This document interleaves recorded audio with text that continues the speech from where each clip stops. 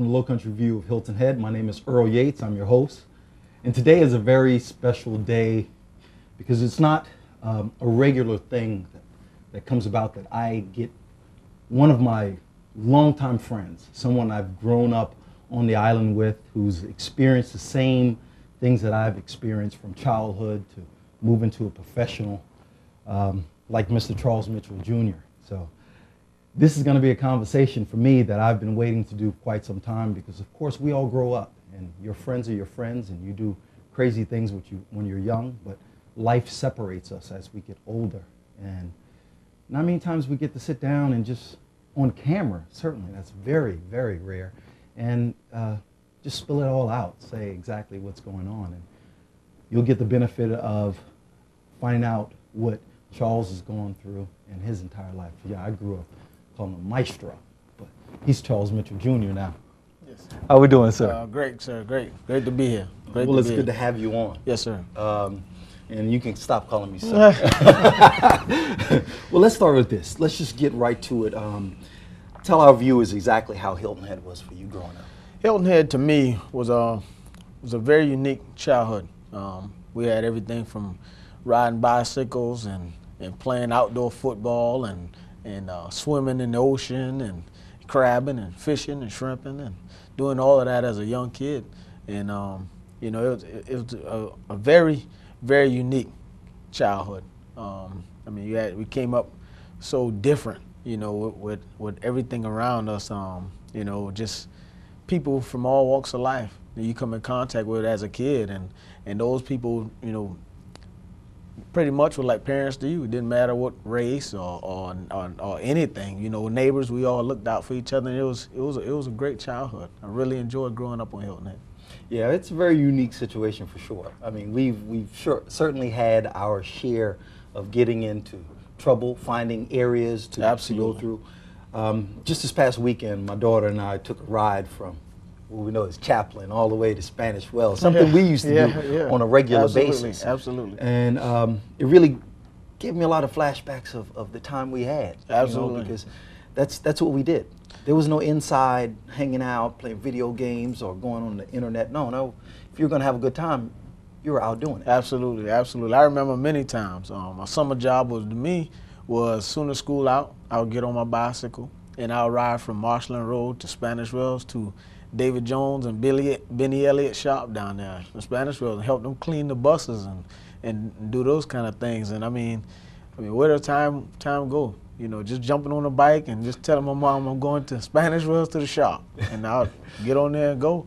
And you know, it just wow, it's amazing. No, amazing how time goes. Almost give you a little chills thinking about it. Correct, absolutely, absolutely.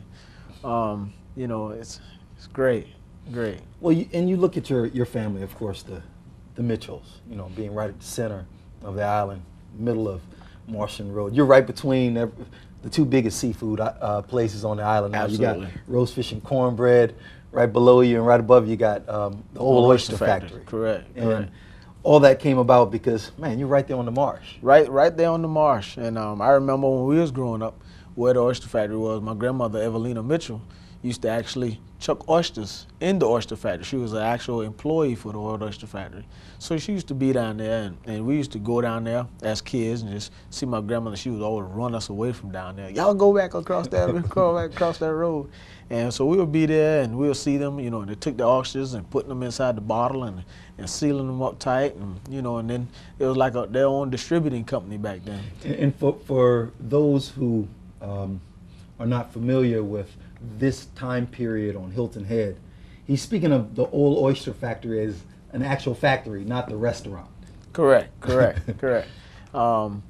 And seeing that, and then when they came in and tore down the old oyster factory, we remember that as, you know, like, wow, you know, we was actually a part of that.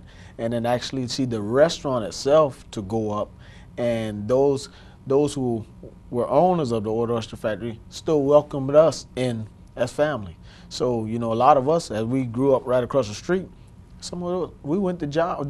That's what our jobs when we were kids. I washed dishes in the oyster factory, and just washing dishes in there, and cooking, you know, on the fry line, you know, every now and then. Well, I mean, that's history for us, because I remember my grandmother used to shuck oysters in the original old oyster factory there. Yes, the island is an amazing place. I mean, we're certainly blessed to have this in our not only past but also in our future. Absolutely. I mean, we'll get to on the second part about your professional life, but now just Hilton Head, your family, of course. Always a big family reunion. During the summer times when you had the Mitchell family reunion. Absolutely. And that was the to-be spot by all means. Oh man. Well, 2011, we had our 41st family reunion on Hilton Head. Tradition that Friday, Saturday, and Sunday, always the second Sunday of August of every year. It's tradition. This past year, I was elected to the president of the Mitchell and Young family. And that's a unique experience within itself, because I know the history of my family and where it started at. My father and my first cousin first came home from Vietnam. The Mitchell and Young family started having their family unions. That's how the Mitchell and Young family got started. And so that tradition now is my responsibility, and I have to continue that tradition so my kids, they can continue that legacy as I get older. This year here, we recognize our family members that were 65 and older. We recognize them for their hard work and dedication of service to the Mitchell and Young family. They've got us to this point. And now I take that responsibility very seriously. And doing that, I want my family to know that I love them, and we're going to continue what my parents and my grandparents have instilled in me and us family is love. And we're going to continue moving forward with that. Now, you're one of the rare few and special group that has branches not only to Hilton Head but also to Fusky. Correct. My mother is from the Fusky Island, Lillian Stafford Mitchell. She's from the Fusky Island, and now she's lives here. She's a minister here at one of the youth ministers at First African Baptist on Bagal Road. My mother, her mother passed away when she was only 12 years old, so she had to then take care of her family. So with her having to have to take care of her family with her father, she instilled in us to make sure we take care of our family. And it's very important that no family is left behind. We come here, 7 of us, and I mean, we're all here. God bless. We all have health and strength. We all, all see each other and talk to each other on a regular basis, and we continue to have that close family bond, as well as our family members that's still over in the Fusky. So my parents see them more often than I do because it's my job. But however, they know I still love them. Oh, absolutely. And everybody knows Maestro very well. Correct. And I'm sure more than you talk to them, they know your business. They know what's going on. Absolutely. So what we'll do is we'll take a short break first. Okay. Of course, this is Lowcountry View of Hilton Head. My name is Earl Yates. I'm your host, and I have the pleasure of having a long-time friend on, Charles Mitchell Jr. We're going to take a short break, and we'll be right back.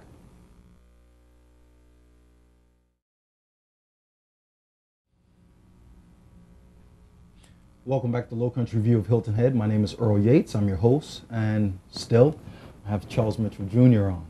He's a native islander like myself. A wonderful story, of course, in the very beginning of how he grew up on the island, how the island has made an impression on him. And of course, just like all of us, how we carry that with us on a daily basis. I mean, some of you come and visit and other aspects of life outside of Hilton Head, but this is what we know. Sure, we've visited places and traveled, but man, knowing Hilton Head as extensively as we do, you take that pride sometimes for granted. And then you come back and, like we're doing right now, and rehashing all of that and spinning it just in such a pleasure that it's very rare that anyone can understand exactly what we went through. But I'll do my best to direct him and keep him in focus with not smiling too much and giving you some of that information. Yeah. Of course, we left off with your parents, their experiences, your mom being in Fusky. Now we move forward to a time where we're adults now, and we've gone through our share of growing up and growing Absolutely. pains, and also learning exactly what we shouldn't do as much as what we should do. Absolutely. And here you are, you're one of the top law enforcement figures in our community. How did you get there? It was a long road. Of course, you know, I wasn't always someone that wore the uniform. I was a troubled teen, and those mistakes that I made as a teenager made it hard for me to get in law enforcement, not knowing, listening to an adult say, be careful what you do because it'll come back to haunt you in the future. And that's very true.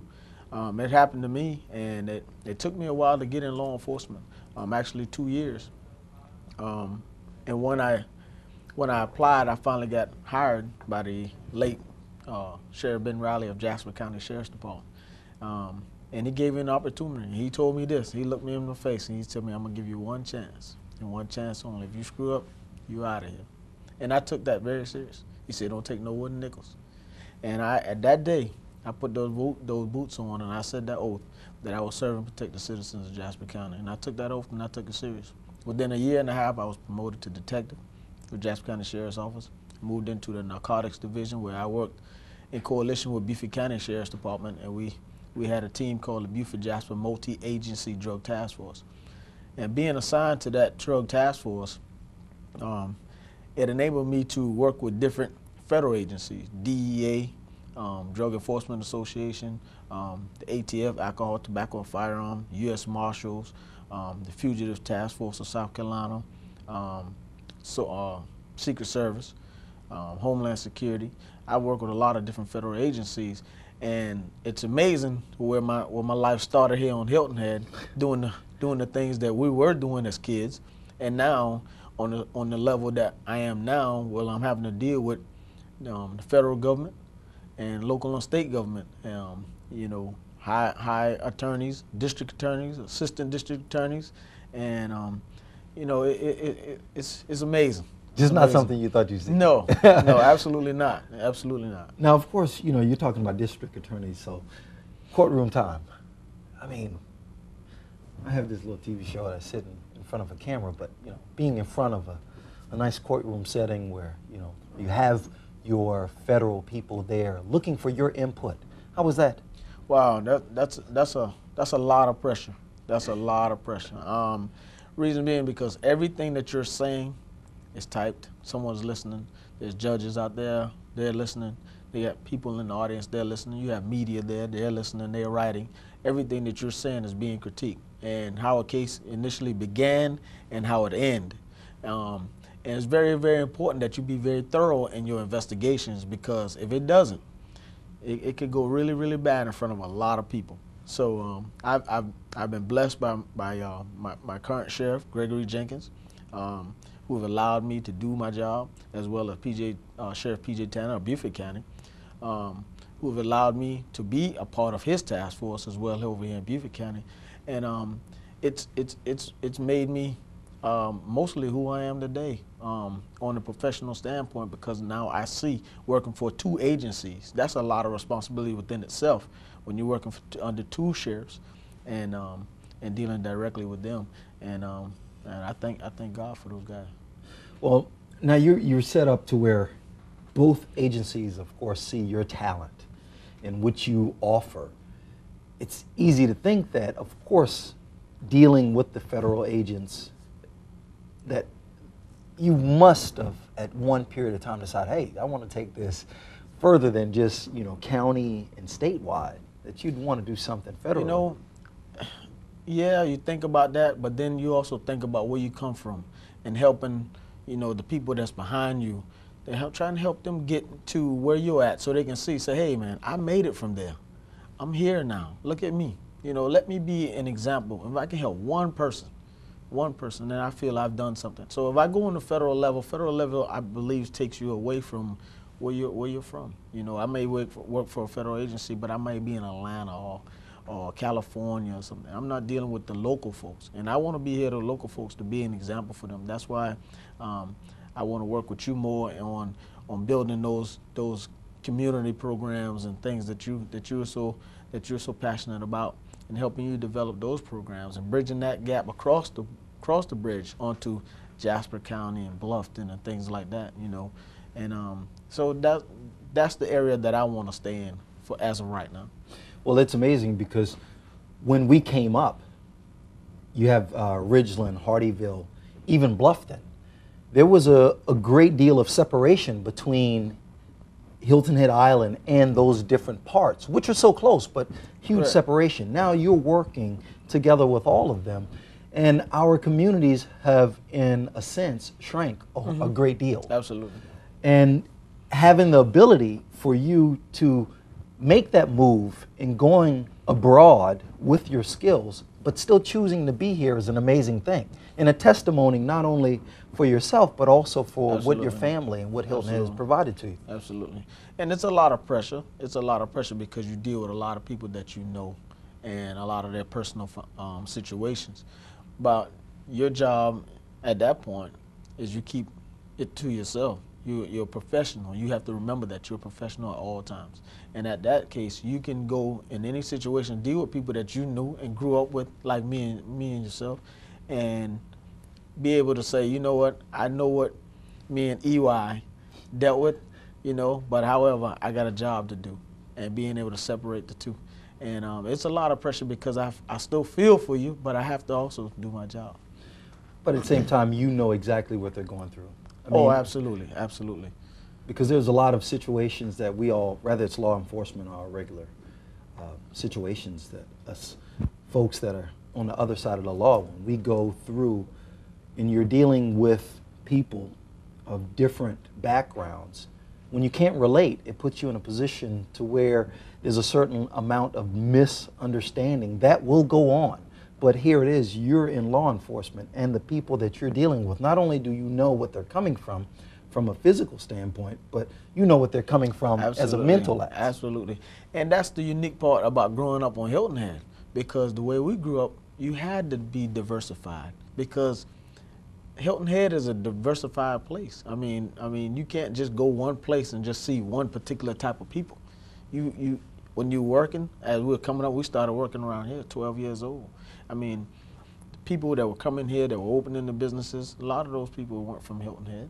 And so you learn, and as you grew up, you say, hey, you know, it's not that difficult. Well, some of my coworkers, they have some issues dealing with that, and I see it, and I recognize it, and that's when I come in with that being able to bridge that divisiveness. I'm able to bring that together, and the guys, they appreciate that. Say, hey man, Mitchell, I thank you, man, for helping me out in that situation, because I mean, we deal with it. Absolutely. Coming up on Hilton Head was such a rare thing because, like you said, you have every type of person that you can think of has been on Hilton Head for at least a short period of time. Absolutely. From every place, you know, not just United States, from abroad. And we still continue to see a fluctuation of a lot of people from Eastern Europe, from Asia, from every continent come here, and we're so small. But yet we have the power and the knowledge of such a broad spectrum of people. And you carry that into a job where we spoke of off camera, where it's not only about policing anymore. It's the law enforcement division has taken on a responsibility that goes far, far beyond putting someone in handcuffs. Absolutely, absolutely. And it's like I spoke of in my own personal testimony, as I was telling you, it's more of education before incarceration. If you're educated and getting that education, it's a better chance that you won't be incarcerated. Knowing what you should and should not do is very important. It's just like, you know, what your parents have put onto you. Knowing to do the right thing, more so the wrong thing. Be part of the solution and not the problem. And that it goes back to what I said in the very beginning, education before incarceration. Absolutely, and then certainly since your father was Charles Mitchell Sr., there was education was a must, and incarceration was you didn't even go there. And that's out of the respect of your parents. I mean, we grew up, and of course, you know, our parents are very, very, you know, they know each other very well. Absolutely. And share that same bond and that same background as far as how they grew up and what the expectations of their kids were. And so it's easy to to succeed, not only because of what your desires, but because of what your parents, the pressure they put on you. Absolutely, absolutely. My mother, my father, he was one of them ones that he could just look at you and you just know you better get it right. Trust me, I know that even though he wasn't my father. You know. And my mother, oh man, she'll put it to you. She didn't spare the rod at all. She didn't spare the rod at all. The my rod father, wasn't needed to be spared man. on you sometimes, sir. What my father would do after my mother would come in with the disciplining. Yes. Then my father would come on the sit down on the bed and he'd be like, son, you know, you can't do that. You know, so I remember those things, you know, and it helps me deal a lot when I'm disciplining my kids. Maestro, thank you, sir. Oh, it's been a pleasure. Well, not only from personal aspect, you know, I see big things in your future for sure. Thank I you, mean, sir. you have a lot to offer for this island. Not only this island, but of course, Jasper County, Beaufort County as a whole. I mean, someday I got to think that I'm going to see you, Mr. Sheriff, or something like that. It has to be in your future because not only is the passion there, but the ability goes far beyond what you need for that. Well, continue praying for me and my family, and I'll do the same for yours. Man, come on, it's a must. All right. This has been Lowcountry View of Hilton Head. My name is Earl Yates. I'm your host. And today, I've had the pleasure of having a childhood friend on, Mr. Charles Mitchell Jr., who I'm sure if you haven't heard of him, you will, because he's doing a lot of great things for our community. Have a great day.